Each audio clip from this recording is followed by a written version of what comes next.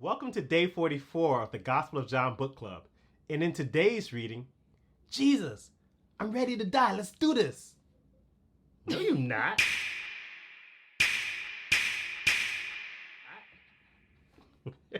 I know who you're talking about. So today we're reading from John chapter 13, verse 31 to 38. Yes, let's do it. As soon as Judas left the room, Jesus said, "The time has come for the Son of Man to enter into his glory, and God will be glorified because of him. And since God receives glory because of the Son, he will give his own glory to the Son, and he will do so at once. Dear children, I will be with you only a little longer. And as I told the Jewish leaders, you will search for me, but you can't come where I am going. So now I am giving you a new commandment. Love each other just as I have loved you. You should love each other. Your love for one another will prove to the world that you are my disciples." Simon Peter asked, "Lord, where are you going?" And Jesus replied, "You can't go with me now, but you will follow me later." "But why can't I come now, Lord?" he asked. "I'm ready to die for you." Jesus answered, "Die for me? I tell you the truth, Peter, before the rooster crows tomorrow morning, you will deny 3 times that you even know me." I love that. So Jesus is like, Peter, you're going to betray me too. You're going to walk right away, just like all the rest of them. So don't you get it twisted. I know what you're saying. I know what you think, but what's in your heart is a little different. And I think we all got to do a heart check in this moment and just say, okay, because many of us want to give Jesus our promises. Lord, if you heal my relative, I will go to church for the rest of my life. And so we start making these deals You're not going to with church the Lord. And the Lord is like, well, you're saying this, but I really know what's in your heart. And what's in your heart is not what you think is in your heart. I love how scripture says, one of my favorite verses is that our hearts are wickedly deceitful. Who could know it? We don't even know it. We don't even know it, but he does. And I think that's the beauty. The beauty is that God knows our hearts. And Peter thought he knew. We all think we know. I'm ready to die right now. Let's do it. And we get caught in the moment. Jesus is like, he gave a side eye like, dude, like, let me tell you what's about to really happen. And poor Peter. Yeah, so poor Peter, he had no clue, but he's probably the most embarrassed at the end because it's like, well, yeah, I think we're gonna definitely see that side of Peter too. But Jesus wants our love. It's not our promises that he's looking for. Like, we don't have to sit back and promise Jesus anything. What he wants from us is our unwavering love. He wants our heart. He wants us to follow him wholeheartedly. And I think sometimes, we wrestle with that. So much so for some of us, and now here's another thing I kind of want to tease out. For some of us, we wrestle with, okay, well, and I'm going to kind of shift to something different. Should I be part of the church? I'm a Christian, but I don't need the church. And I think here is a very strong argument for the local church. Because Jesus says in verse 34, he says, "I'm giving you a new commandment. Love each other. Just as I've loved you, you should love each other. Your love for one another," in verse 35, "will prove to the world that you are my disciples." He's clearly talking to the 11 at this point. Right. Well, yeah. And he's also talking to us, I believe, all believers. And I think the question for us is, well, how can the world, right? The world will know that we're his disciples. How can the world know that we are his disciples if they don't identify us together as Christians? And so, the church is the structure by which God has allowed us to assemble together and congregate and be accountable to one another. And by the world's standards, that's how the world knows who the Christians are, right? Because they look at the church and they identify the church with Jesus. And so if we don't have church, if we don't gather, if there aren't local assemblies, if we aren't part of a local body, how can the world then look and determine who Jesus' disciples are?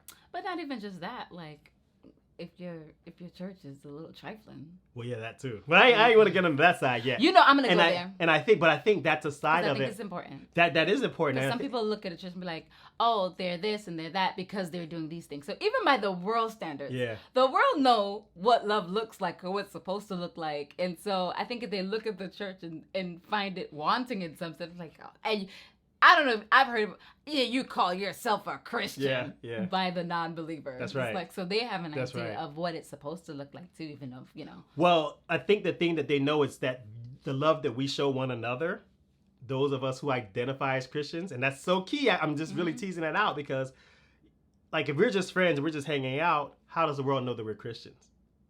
It's through our identity with the church, for the most part. And so, I mean, there's other ways, but that's a clear indicator.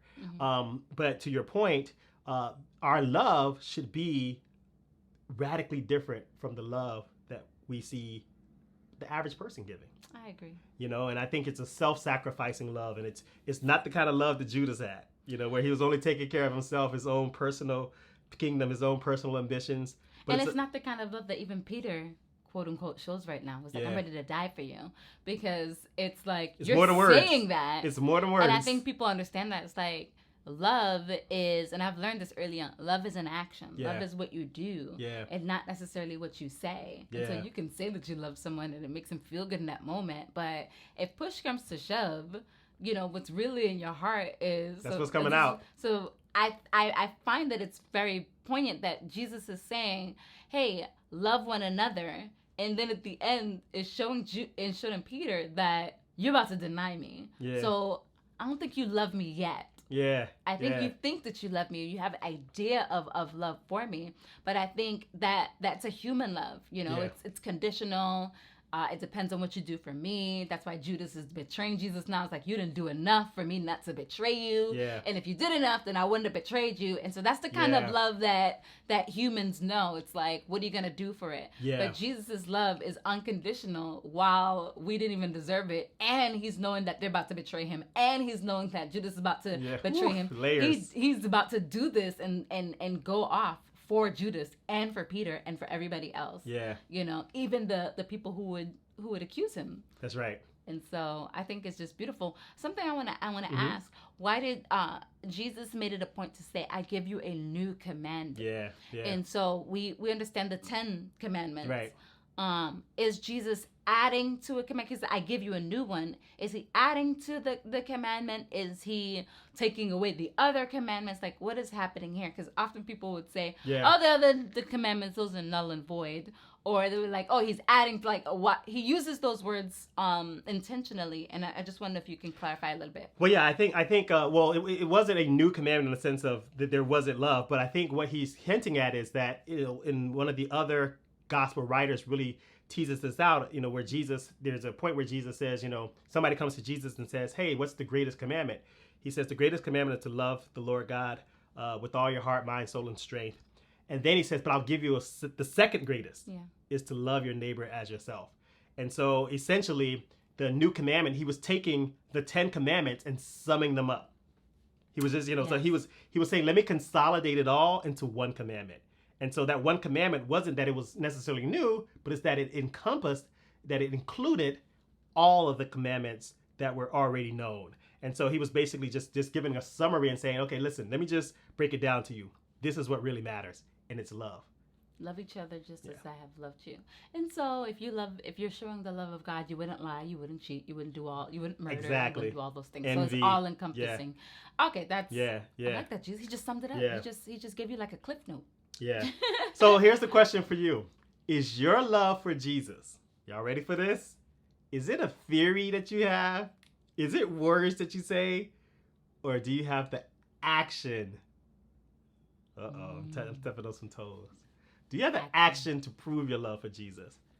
Do people see you interacting intentionally with other believers and you demonstrate this kind of love? Because I think the beautiful thing is, Jesus didn't say just love one another, but he went through this whole process of demonstrating what that love was like. And he wasn't even done with the demonstration at this point, but he had just washed their feet. This is really in that same setting where he had just finished washing their feet.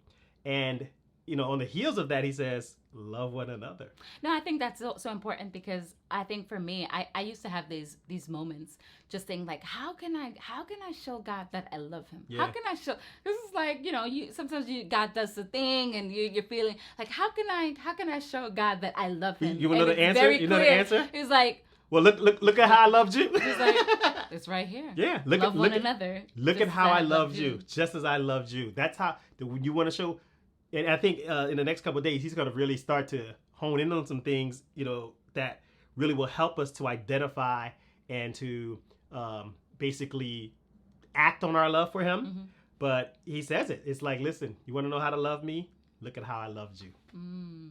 Yeah. And so are we giving our lives for Each Jesus? other. Are we giving our lives to serve? Are we giving our is that the posture? So far, that's all he showed. So And we it's gonna love be- God back Yeah. by loving him. We love God back by loving each other. Yeah, yeah.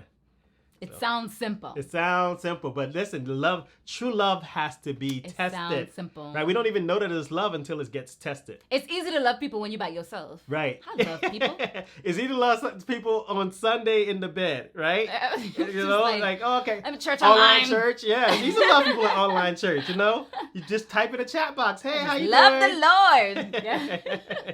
Yeah. But it's different when there's conflict. It's different when there's tension. It's different when you're uncomfortable. And I think that's why it's so important that we as Christians make sure that we're part of a physical gathering of Christians. That's when it's There's tough. no, I don't think that there's any substitute to that. That's a deep concept. Yeah. It shouldn't be, but it is. Yeah. More to come, folks.